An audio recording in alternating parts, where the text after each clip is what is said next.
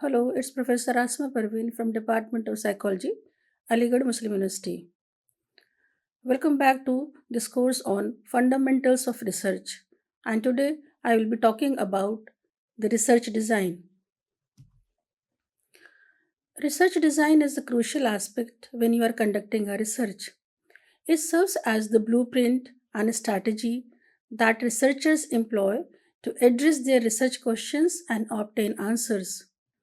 This design encompasses various components such as the type of study being conducted, the research problem being investigated, the hypothesis or the guesses made by the researchers, the variables or phenomena being studied, the experimental setup, the data collection methods employed, and the data analysis techniques utilized. By carefully planning and implementing a well designed research, researchers can effectively navigate the research process and obtain meaningful results. The design of a research is also crucial in ensuring that evidence collected is reliable and accurate. It serves as a roadmap that guides the entire research process, allowing researchers to effectively address the research problem at hand. The way a study is designed depends on the researcher's perspective of the reality as well as the specific questions they aim to answer.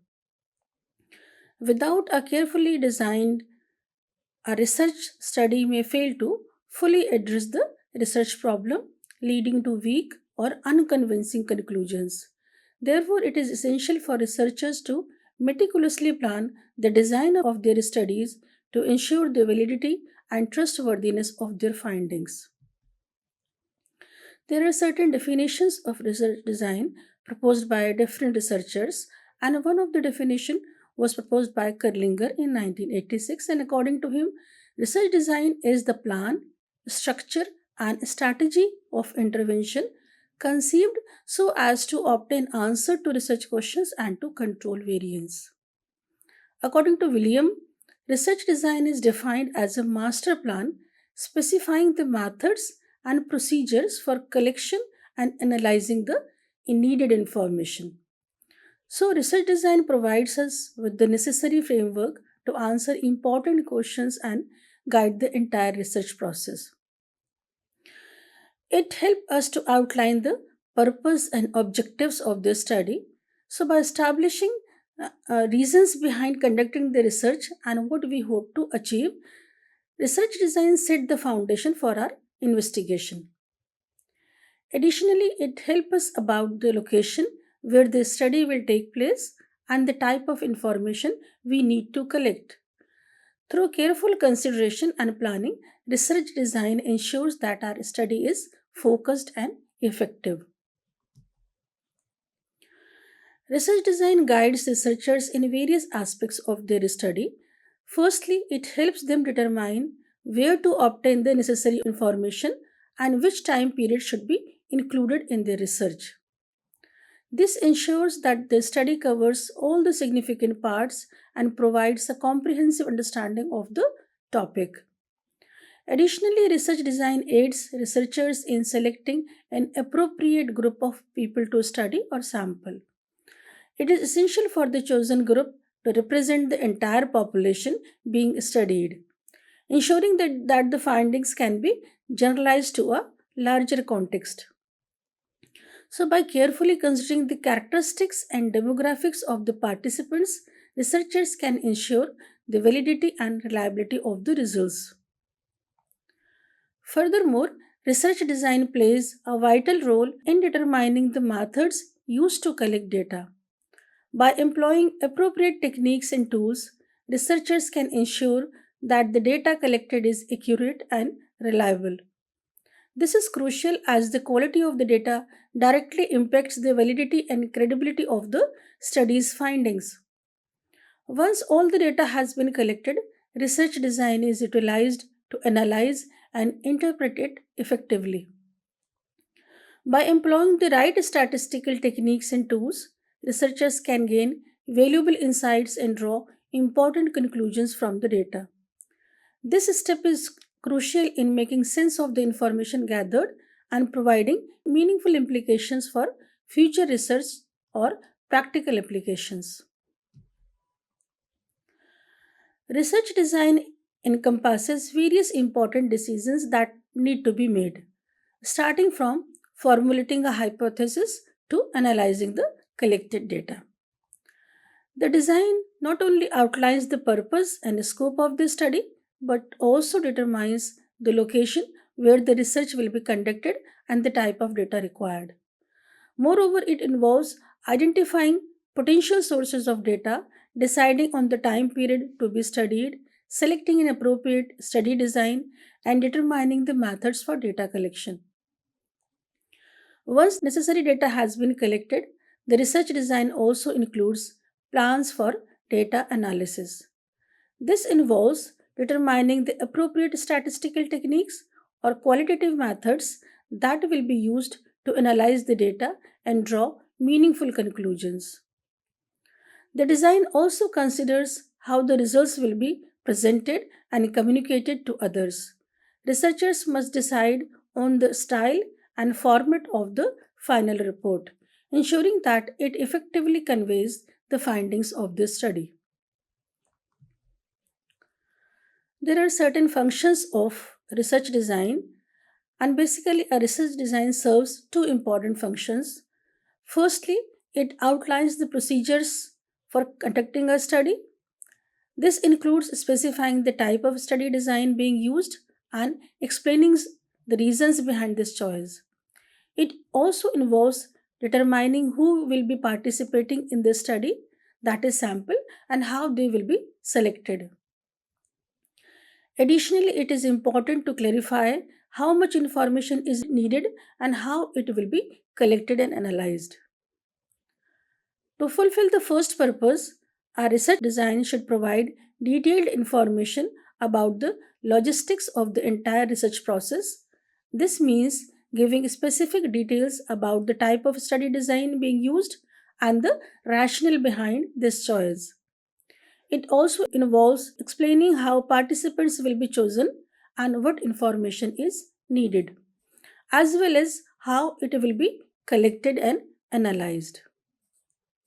Each aspect of the research design should have a rationale and justification, supported by evidence from existing literature whenever possible. By doing so, researchers can ensure that their study is conducted in a systematic and rigorous manner. The second purpose or function of a research design is to ensure that in cases where causality is involved, the independent variable has the best chance to affect the dependent variable while minimizing the influence of other factors. This is known as Max-Min-Con principle proposed by Kerlinger. So, this second function is control of variance in research.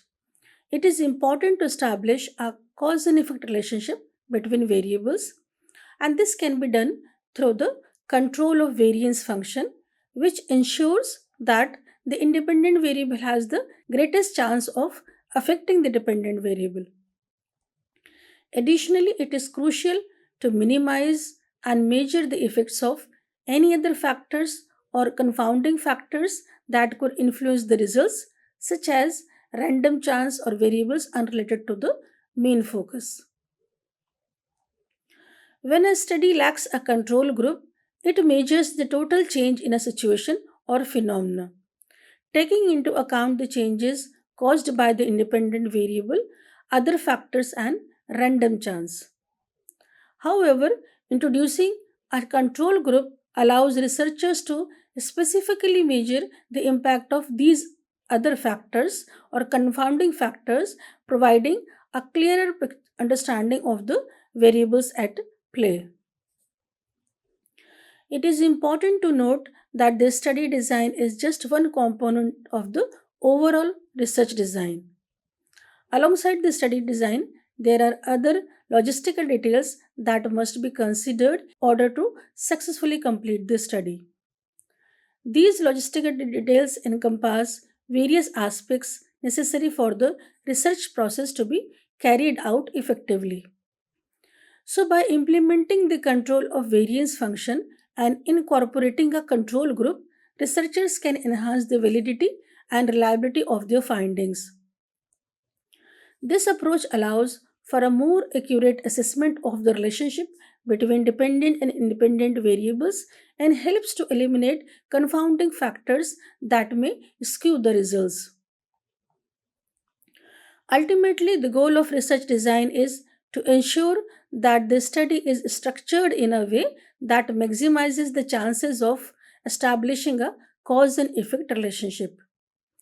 By carefully considering the study design and addressing logistical details, researchers can conduct rigorous and reliable studies that contribute to the advancement of the knowledge in their own fields. Now I will talking about the study design used in quantitative research. Because when we are conducting a quantitative research, it is very important to carefully consider the study design that will be most effective for your study. Here, do not confuse between the study design and the research design. The study design is just one part of the research design. Research design also includes other parts which constitute the research process.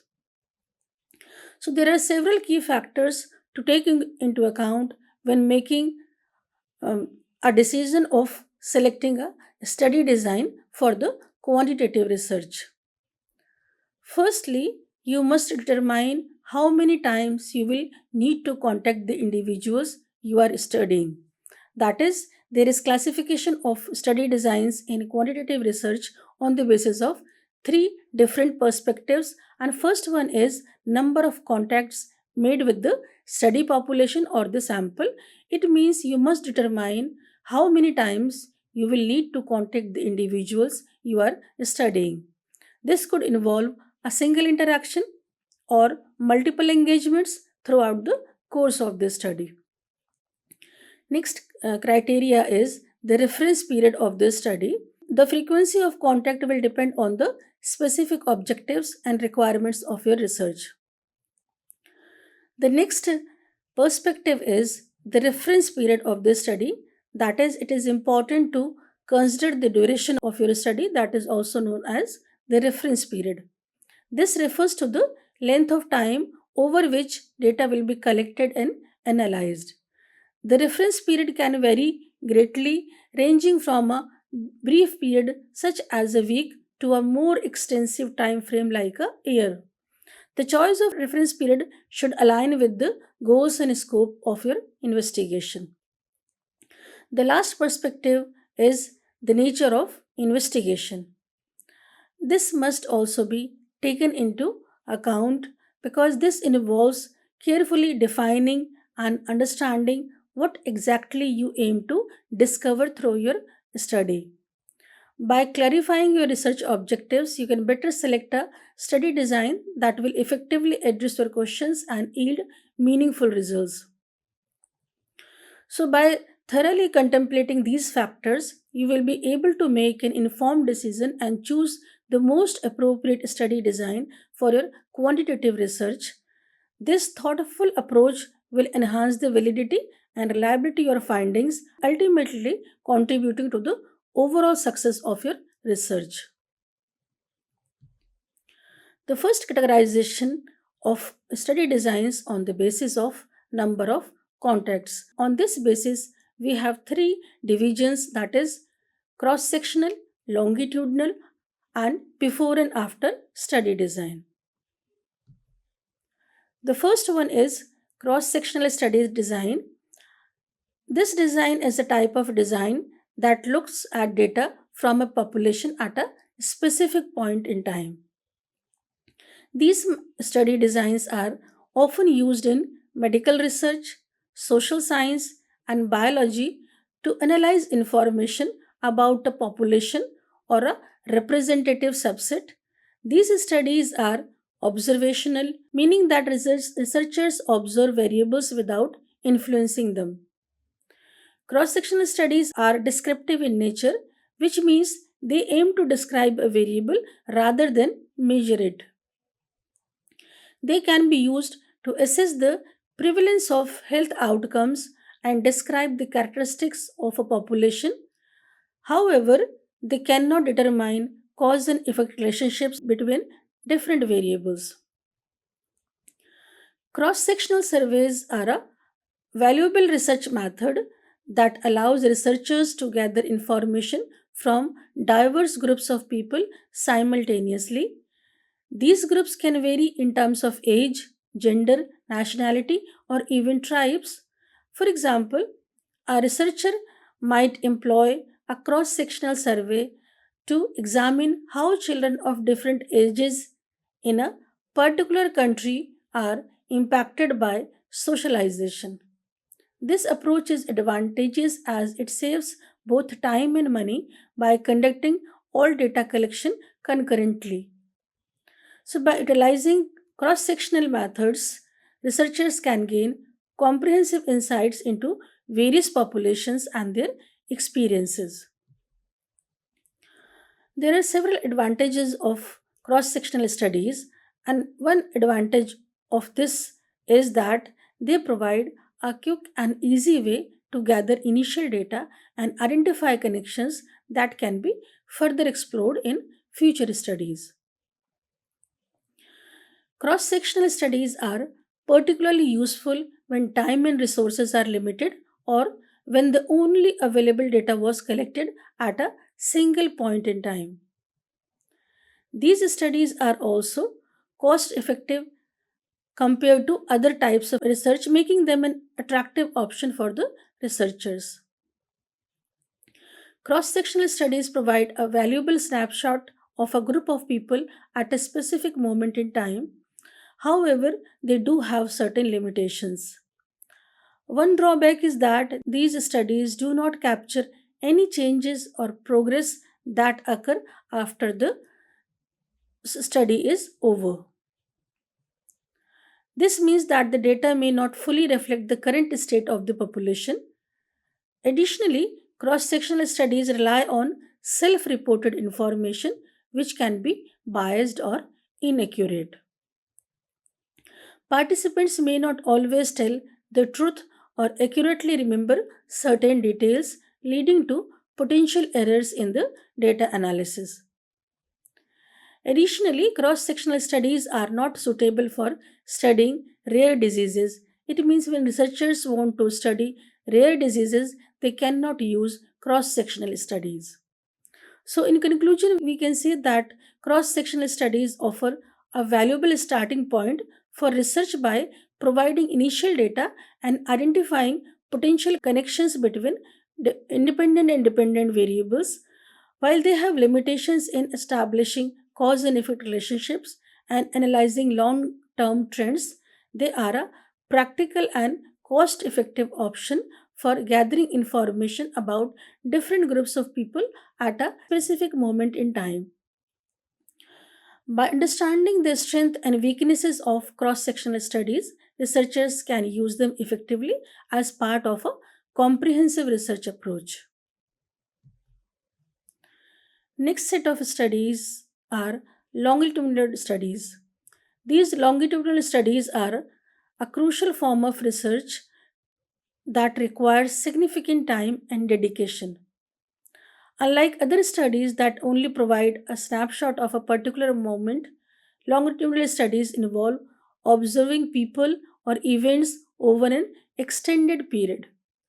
This approach is particularly valuable when examining phenomena that can only be comprehended through long term observation, such as the process of learning to read or the effects of weight loss. By tracking the same individuals or events over time, researchers can identify patterns in behavior and gain insights into how people develop and change. Furthermore, longitudinal studies enable us to understand how specific experiences impact individuals over the course of their lives.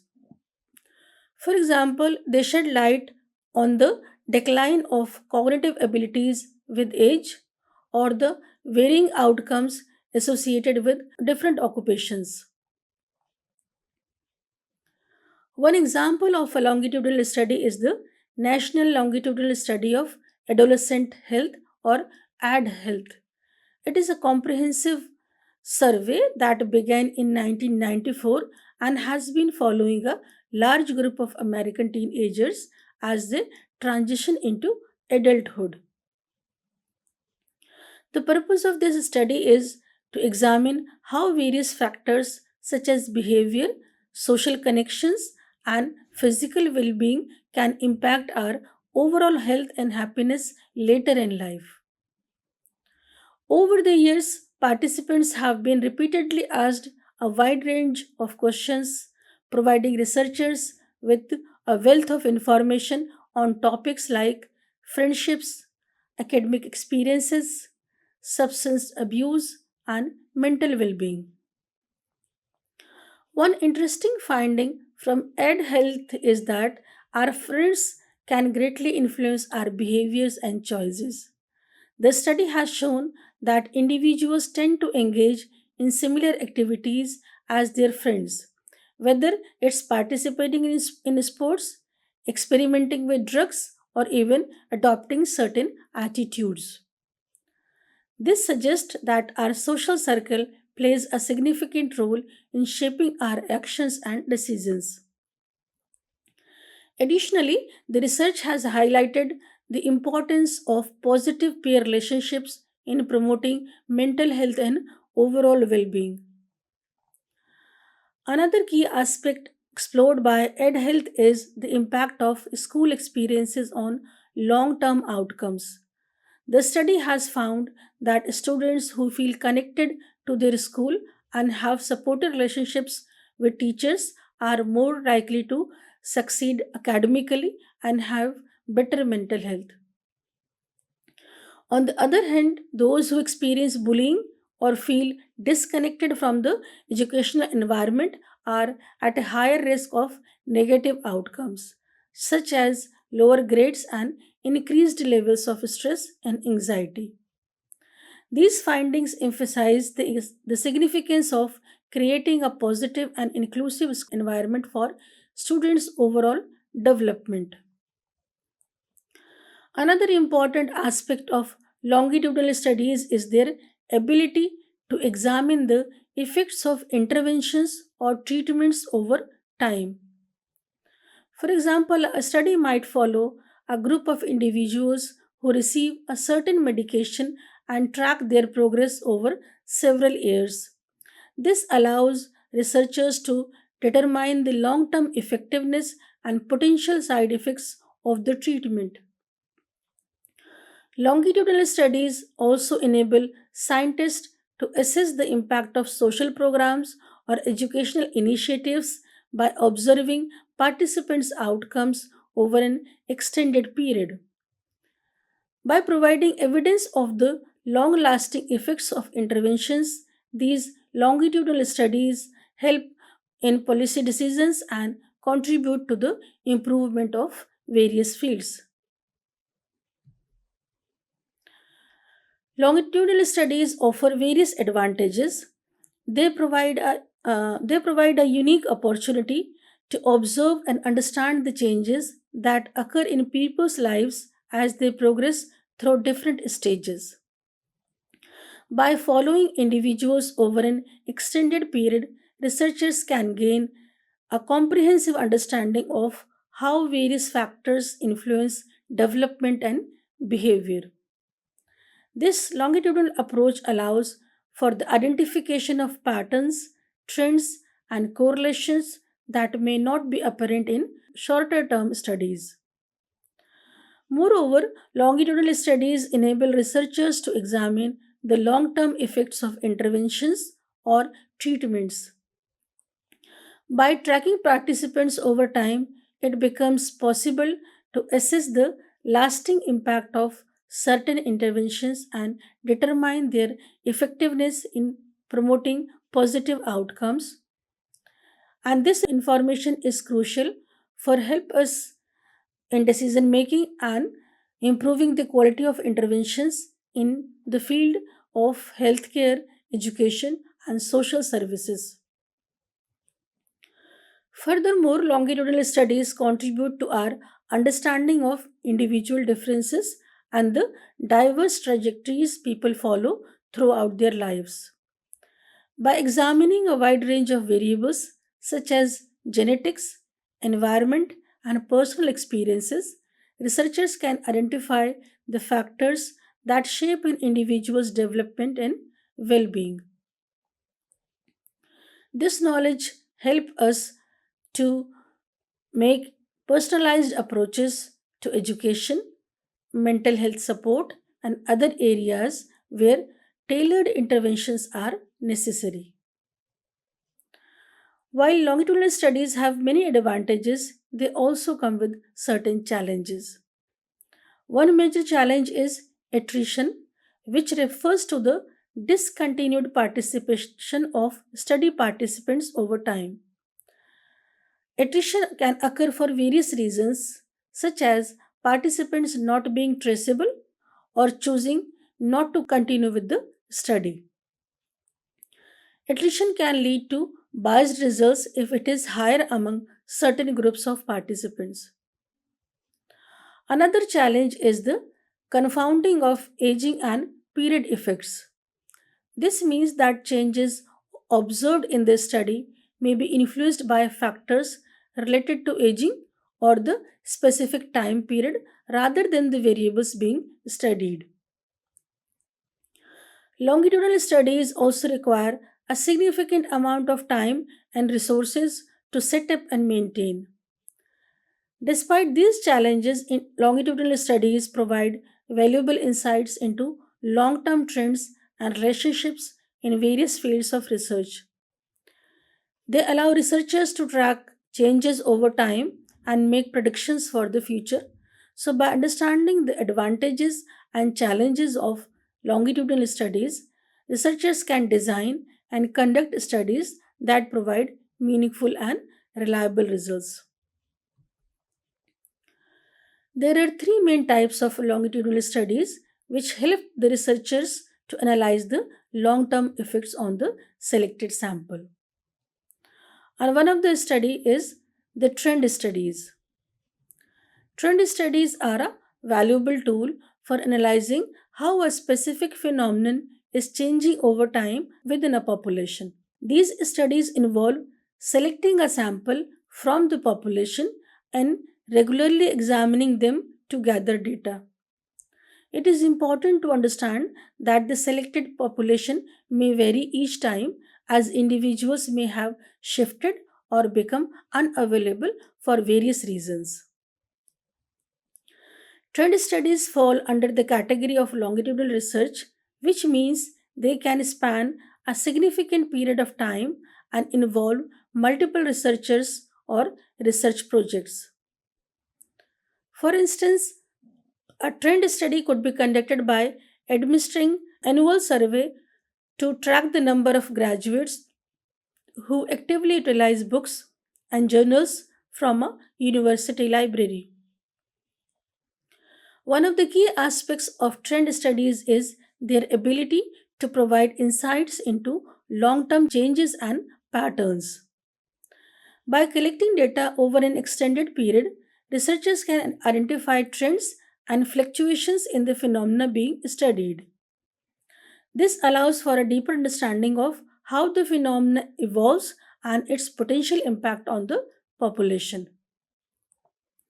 For example, a trend study might reveal that the number of graduates using books and journals from a university library has been steadily declining over the past decade. This information could prompt further investigation into the reasons behind this decline and potential strategies to address it. Another important consideration in trend studies is the need for careful selection of the sample population. Researchers must ensure that the sample is representative of the larger population to draw accurate conclusions. Additionally, it is crucial to account for any changes in the sample composition over time. People may move, become unavailable, or experience other life events that could affect their inclusion in the study. So, by acknowledging these potential biases and adjusting the sample accordingly, researchers can enhance the validity and reliability of their findings. Trend studies also offer the opportunity for collaboration among researchers and research projects. Given their longitudinal nature, these studies often require sustained efforts over an extended period. In some cases, different researchers or research teams may contribute to the study at different stages. This collaborative approach allows for a broader perspective and a more comprehensive analysis of the phenomena. For instance, one researcher might focus on the usage of books and journals in the first 5 years of the trend study, while another researcher examines the subsequent 5 years. By combining their findings, a more complete picture of the long term trend can be obtained. Next category of longitudinal studies is cohort studies. Cohort studies are a unique type of research that involves studying a specific group of people over an extended period of time. Unlike other type of studies, cohort studies focus on observing and analyzing changes within the same group of individuals. For example, researchers might select a group of people who graduated in 2009 and examine their attitudes towards using the library. Then, after a gap of several years, they would select a different group of 2009 graduates and compare their current attitudes towards the library. This approach allows researchers to track how individuals' perspectives and behaviors evolve over time. In contrast, trend studies would compare attitudes toward the library among graduates from different years at the same university. By utilizing cohort studies, researchers can gain valuable insights into how individuals' attitudes and behaviors change as they progress through life. There are two main types of cohort studies: prospective and retrospective. In a prospective cohort study, researchers begin with a group of individuals and track them over time to determine if they develop any diseases or outcomes. This type of study allows us to understand how frequently these events occur and how different exposures can impact them. On the other hand, retrospective cohort studies analyze past data to identify potential connections between exposure and outcome. While retrospective studies offer the advantage of being quicker and more cost effective, they may not provide all the necessary information and could be influenced by bias. One advantage of cohort studies is that they provide clarity of temporal sequence, meaning they can establish whether the exposure preceded the outcome.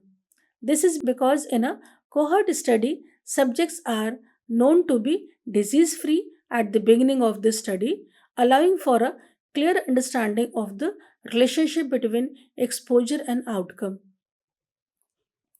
Additionally, cohort studies allow for the calculation of various measures such as absolute risk, relative risk difference, and attributable proportion. These measures help researchers understand the incidence and impact of diseases in different exposure groups.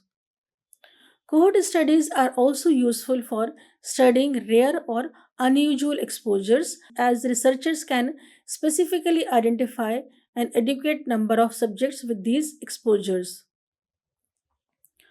Furthermore, cohort studies can avoid selection bias at enrollment, especially in prospective cohort studies where the outcome is not known at baseline. Both prospective and retrospective cohort studies have their advantages and limitations. Prospective studies allow for the collection of detailed and accurate data, as researchers can directly observe and record events as they occur. This helps to minimize recall bias and provides a stronger basis for establishing cause and effect relationships. However, prospective studies can be time consuming and expensive as they require long term follow up of participants. Retrospective studies, on the other hand, offer a faster and more cost effective approach to studying exposure outcome relationships. By analyzing existing data, researchers can quickly identify potential associations and generate hypotheses for further investigation. However, retrospective studies rely heavily on the quality and availability of past records, which may be incomplete or subject to bias. Additionally, since the exposure and outcome have already occurred, it can be challenging to establish a clear temporal relationship. Despite their differences, both types of cohort studies play a crucial role in advancing our understanding of disease development and prevention. They provide valuable insights into the impact of various exposures on health outcomes and help us to make public health interventions. By considering the strengths and limitations of each approach, researchers can design robust cohort studies that contribute to evidence based decision making and improve overall population health. Third category of longitudinal studies is panel studies. Panel studies are a type of research study that focuses on studying the same group of people known as a panel over a period of time. The purpose of these studies is to gain insight into how attitudes, behavior, beliefs, or practices evolve within this specific group. For example, a researcher might investigate the frequency at which graduate students utilize the library and inquire about their habits. Subsequently, they would follow up with the same group and pose similar questions to determine if there have been any changes in their habits and the reasons behind them. Panel studies are often used to analyze consumer behavior, the effectiveness of advertising campaigns, or changes in household composition. One advantage of panel studies is that they are efficient and cost effective. Participants willingly participate in these studies, resulting in high response rates. Panels are also easy to recruit and monitor, making the process fast and cost effective. Additionally, panel studies provide diverse and extensive data as researchers can collect information from a range of subjects. It is also easier to find respondents from a panel compared to recruiting random individuals. However, panel studies also have certain limitations. One challenge is attrition, which refers to the loss of participants over time. This can occur due to death, migration, or loss of interest in the study. To address attrition, researchers use strategies such as replacing participants or making efforts to maintain contact with them. Another limitation is response bias, where participants may answer questions based on their previous responses or the study itself. This can impact the accuracy of the data collected. Additionally, panel studies may not capture natural changes in the population or processes of migration. These studies also require long term investments in terms of financial and human resources, making them costly. Next category of studies is before and after design, that is pre test or post test design. It is a study design that involves measuring something before and after an intervention to determine its effectiveness. This type of study is commonly used to evaluate the impact of interventions such as taking supplements or medications. For example, if someone is experiencing knee pain, they may receive a steroid injection to alleviate their discomfort. In a before and after study, the individual's pain levels would be measured both before the injection and at a later time to assess any changes. This approach allows researchers to examine the potential effects of an intervention by comparing measurements taken before and after its implementation. In a single group before and after study, there is no control group. This means that there is only one group being observed and no comparison group. Sometimes there may be multiple groups with different interventions or a control group that receives no intervention. These types of studies are called controlled before after studies. However, some researchers argue that the uncontrolled before after study is similar to an observational study because it is challenging to determine if the changes observed in the outcome are solely due to the intervention or if other factors are at play. An interrupted time series is a research method to examine the impact of an intervention by collecting data multiple times before and after it occurs. However, if we only measure the outcome once before and once after the intervention, there is a greater risk of bias. This study design is not as robust as a randomized interventional study because it can be influenced by various biases. This interrupted time series is also a type of before and after study.